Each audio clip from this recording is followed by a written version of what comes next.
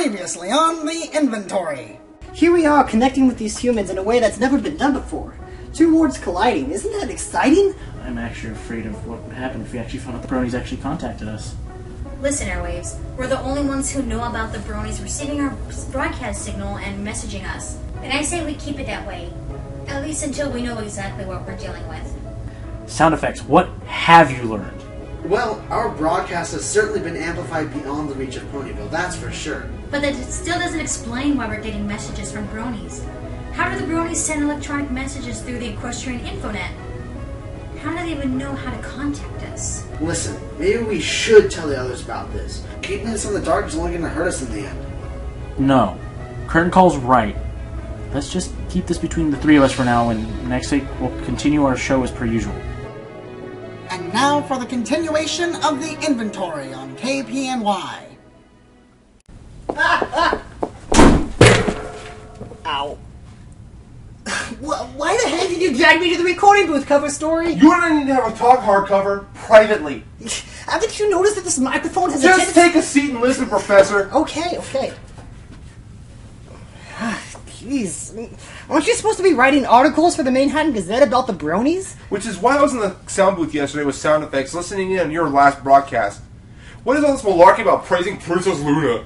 Malarkey? What do you mean? How could you not like Luna? She's majestic, beautifully serene, and she carries a certain mystique about her. She's gorgeous. She was also a tyrant trying to usurp Celestia's You can't blame throne. Luna for what Nightmare Moon did. That's completely different. Nothing against Celestia, she's just not as cool or interesting. Brony's scriptures go quite deep into the inner turmoil that Princess Luna feels. Now due to her say his, regret. son! The glorious Princess Celestia graces us with the light of life of every single day. It is through her radiance and love that allows us to enjoy the warmth of the day and splendor of the harvest. Okay, what? Sorry, I just get a little annoyed when ponies talk down about Celestia. I'm sorry, just sometimes my old life peeks through. But that's not me anymore. Old life? Are you somehow involved with the royal princesses? Just let it go, alright? Don't worry about it. Just do me a favor and try to avoid showing any preferential bias in the future, alright? It isn't professional to incite political conflict with your reports. Hey, it's not like I think Celestia's gonna start an actual tyrannical empire or something. I just like Luna better, that's all. But if you have a problem with that, I'll respect it. Of course, you could do well to take a chill pill yourself. Like I said, I'm sorry. Look, I hear the others coming. Let's just leave it here and let bygones be bygones, alright? Fine with me. I still have more stories to read. Hey, by the way, have I showed you the story from Couch Crusader called Safe? It's about two of the more well-known ponies who work at the spa. No. What's it about? Well, it's a romance story and a... Oh, no thanks. I forgot I got deadlines to meet. Suit yourself. More for me.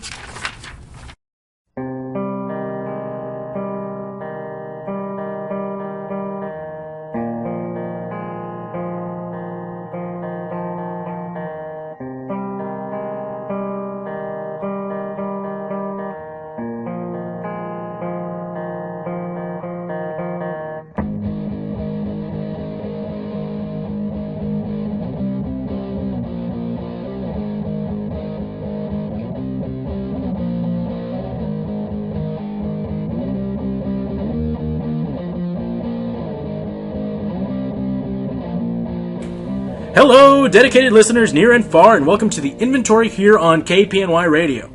Ponyville's Radio.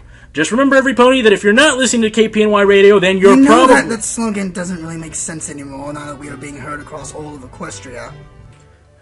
Fillies and gentle colts, join me as we welcome back Fairytail, who has finally returned to the show after a long, wonderful vacation. Well... Don't even start with me. Well, I never. If you're worried about whether or not I'll humiliate you over the waves again, you can rest at ease. You are aware that I won that fight. And I would never sink to your level. And so our lovely listeners can be assured that this broadcast will be as educational and as enlightening as our fabulous listeners have come to expect. Now that my great intellect is being heard by the farthest reaches of the land, it is my responsibility, nay, my duty, to hold myself with the highest etiquette and diligence. You, on the other hoof, should remember to stay on your best behavior and hold back that horrendous temper of yours. Discord have mercy.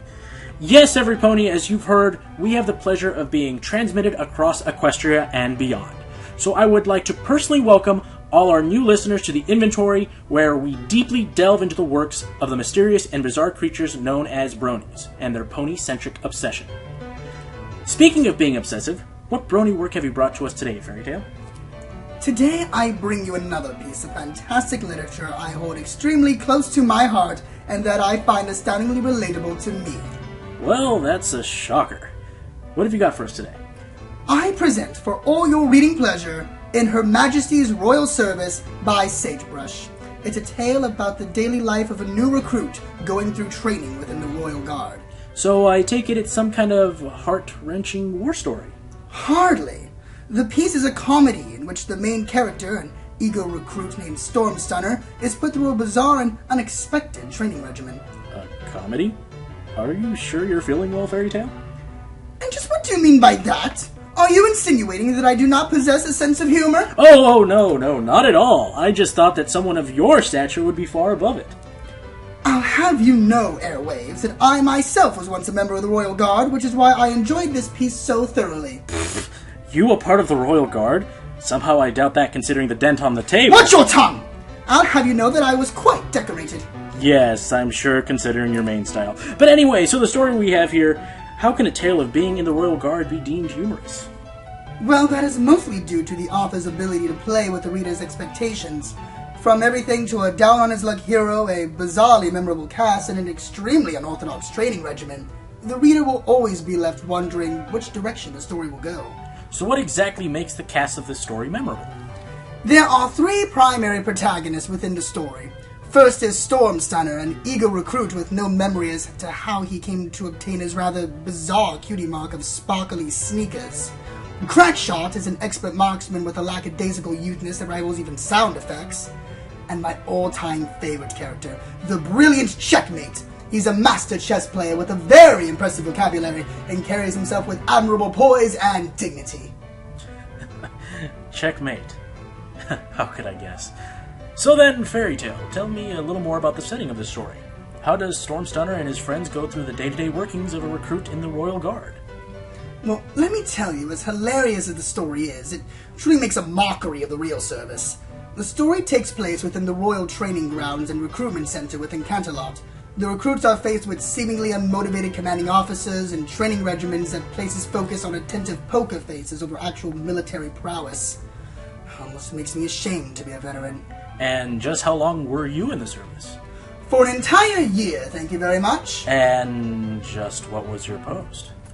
My job was of the utmost importance. Any God's pony would dream of having my duty within logistics services. Ha! Figures! You were a supply clerk! And I was very diligent in providing my brethren with much-needed arms and armor. Ah, well, that explains how pathetically weak you are. And just how can you be so confident, Mr. Know-It-All? My old Wonderbolt connections used to always over-exaggerate their roles. I bet the guards were the same. Can we please get back to the subject at hoof? Sure thing, Commissar. So my next question for you is, how does the training in this story compare to actual Royal Guard training? You know, because you've, served. Well, just as the three main characters with their very distinct personalities play off of each other with their antics, the circumstances of the training too adds depth to the wonderland that the story creates.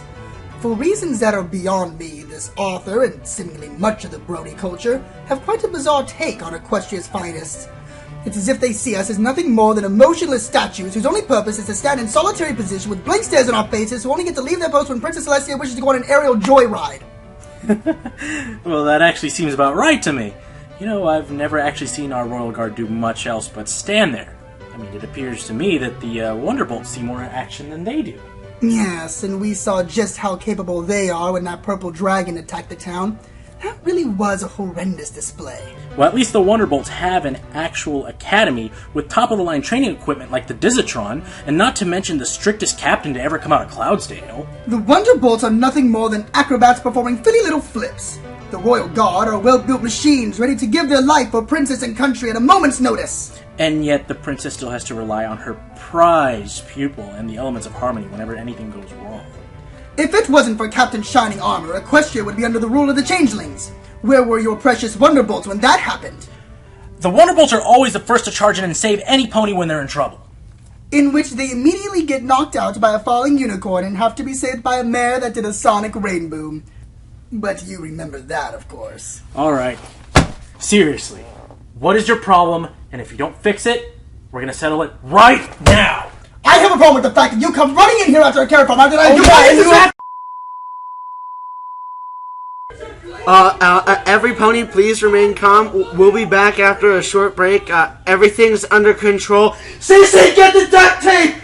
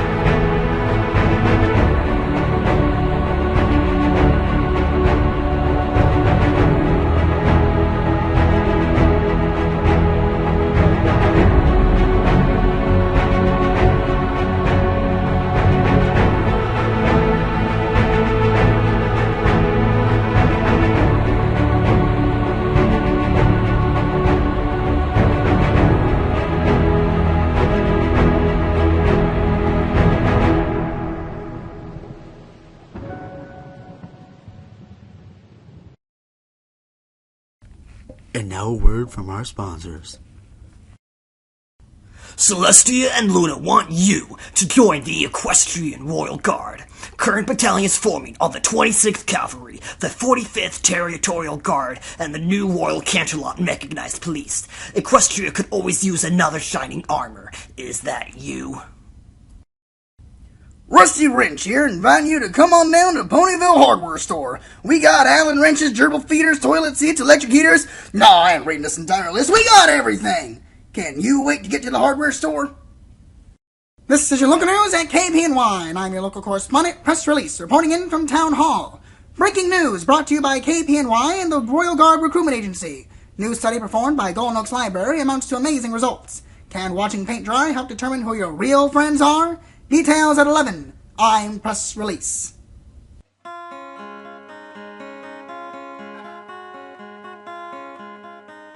Alright, we'll discuss this later. Agreed? Agreed. Although I admit I've never seen a stallion cringe so much at the sight of duct tape. Welcome back, every pony, to the inventory here on KPNY Radio. Ponyville's Radio. And just remember that if you're not listening to KPNY Radio, then you're probably not listening to the radio. It's still a horrible slogan. Yeah, well, Boss Pony says it stays, so it stays. Anyway, before the break, we were discussing a military comedy known as In Her Majesty's Royal Service by the writer Sagebrush. The work is a satire that plays on the Equestrian Royal Guard in a rather unorthodox light. Which reminds me, there's actually something I've been meaning to ask you, Fairytail. Why is it that all the members of the Royal Guard look exactly the same? There honestly can't be that many Pegasi with white coats and blue manes. The armor is enchanted, you hay-brain. The Luna Guard has similar armor that changes their appearance.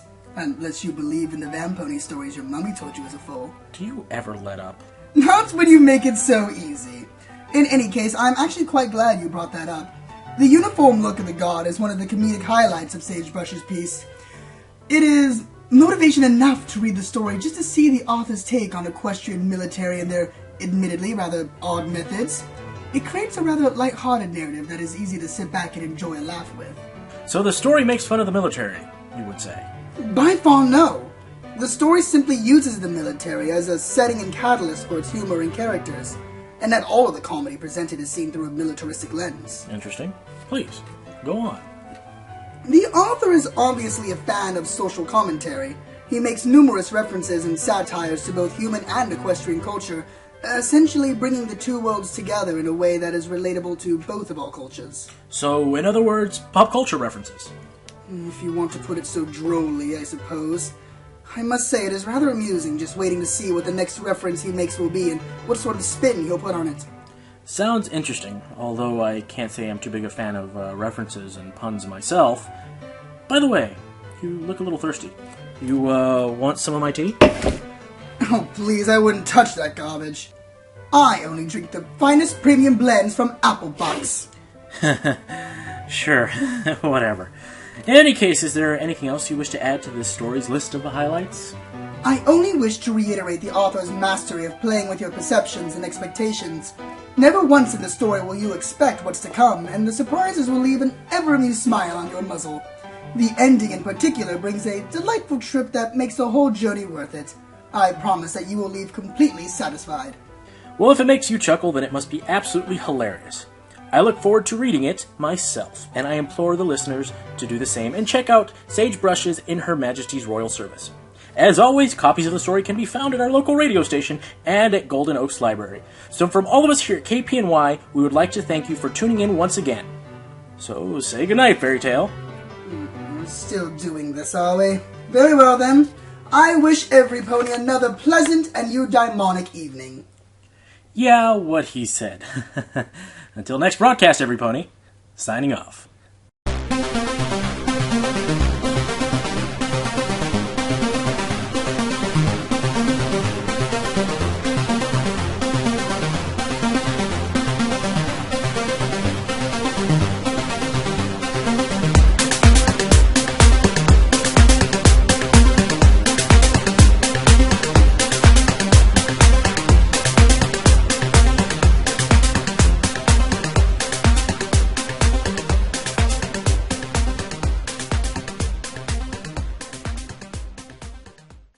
Well, the broadcast is over and we're both still in one piece. maybe we're actually starting to get along? Save your sentimentality, Carrot Farmer. I only hold my countenance for the sake of my future prosperity and the integrity of my craft. Or not. And here I thought maybe you actually started to care about the relationship we have with the Bronies. And what need have I to create relationships with aliens that silently watch us? Silent. Right. What's with you? Ever since your last presentation, you've been acting even more sullen and melancholy than usual. I have no idea what you're talking about. Averting your eyes won't hide it. The fact is you're hiding something from me, aren't you? We're not hiding anything. We? No, I mean me. Look, it's not important, alright? What's this? I don't have to call the hospital? Well, I say that qualifies as a successful broadcast. Good work, you two. Hey, Fairytail, I think Cover Story wanted you for an interview. How about you go do that while Aries and I discuss the next presentation? Odd. Cover Story already interviewed me last week. Are you sure there isn't some other reason you wish to speak with Airwaves alone? Well, I see. That's enough, Fairytale. There's no need to snap at her like that. I don't know what kind of conspiracy you have formulating in that overstuffed head of yours, but this is nonsense. Very well.